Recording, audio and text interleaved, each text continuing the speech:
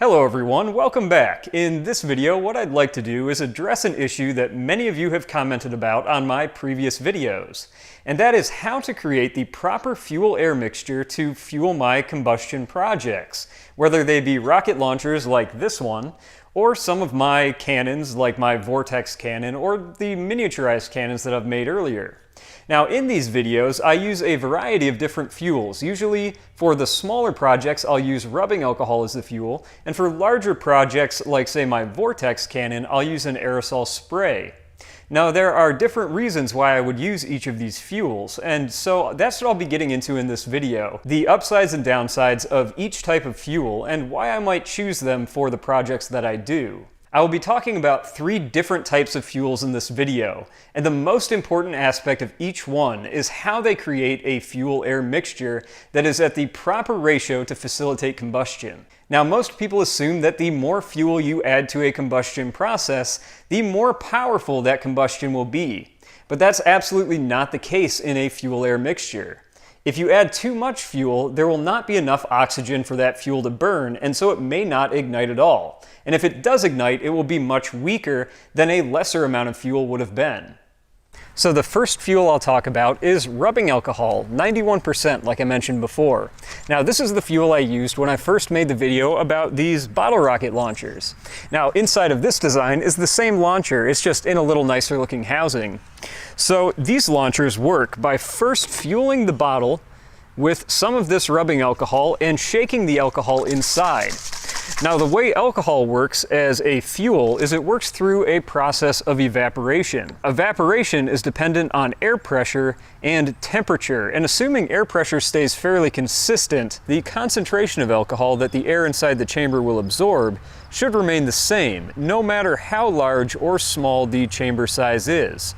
Now this is excellent assuming you have the proper air temperature to create a fuel-air ratio by evaporation that is in the combustible range for alcohol. And around 70 degrees Fahrenheit, this should produce a favorable result every time. Now, some of the downsides of using alcohol is that since it's so temperature dependent, if the weather changes and it becomes colder out or too hot out, you will no longer be making the proper fuel-to-air ratio inside the bottle. Another downside of using a liquid fuel source is you run the risk of some liquid remaining in the bottle even after you've shaken the excess out. Now, this is a danger because when the bottle fires, it could create an overspray, and the overspray could catch things near the launcher on fire. If you watch this slow motion clip of a bottle firing using alcohol as fuel, you will see a fine mist exit the mouth when the bottle fires. This is excess alcohol spray, and it can cause burns. Another issue with using a liquid fuel is that you would have this bottle presumably nearby. Now, if this whole bottle were to catch fire when you launched a rocket, and if it were to spill, you might have a major fire on your hands. So you do have to exercise a fair amount of caution when using liquid fuels. You should always cap the bottle before firing the launcher and set the excess fuel a good distance away. The next fuel I'll talk about is aerosol spray. Now this is the fuel that most people will use in potato guns and things of that nature. And in fact, I used this sort of spray in my vortex cannon that I built sometime, I think last year. What makes this sort of fuel combustible is the gas that they use to pressurize the cans, usually butane or methane.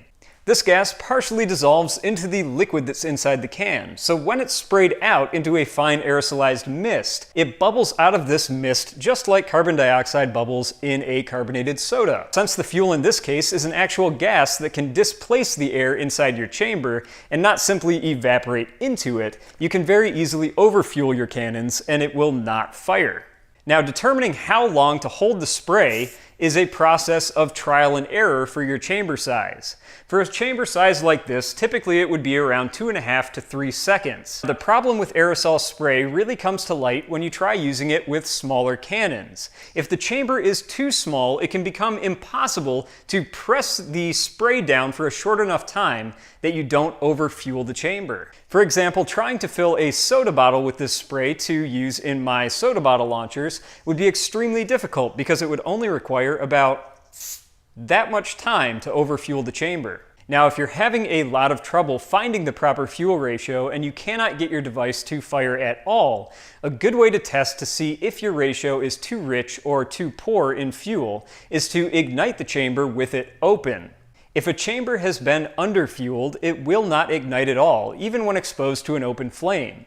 If it has been overfueled, it will ignite, but it will only burn at the opening where there is excess atmospheric air to interact with the fuel. If the chamber is properly fueled, the flame front should very quickly move from one end of the chamber to the other.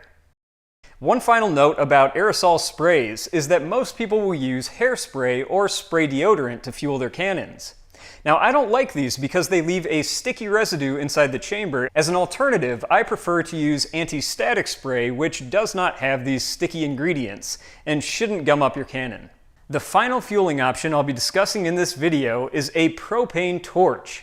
Now, this is an excellent option for many different projects because by its very nature, a propane torch injects the exact amount of air along with the propane that propane needs to burn. You can see it creates a very hot flame, and it can only do that because of these ported air holes at the bottom of the stem. As propane is injected into the nozzle, it carries along air with it, which is in the precise mixture needed to best facilitate combustion. Now, I've used this same torch to fuel my propane pop gun project, and that works by injecting the propane and air mixture into a large vinyl tube like this.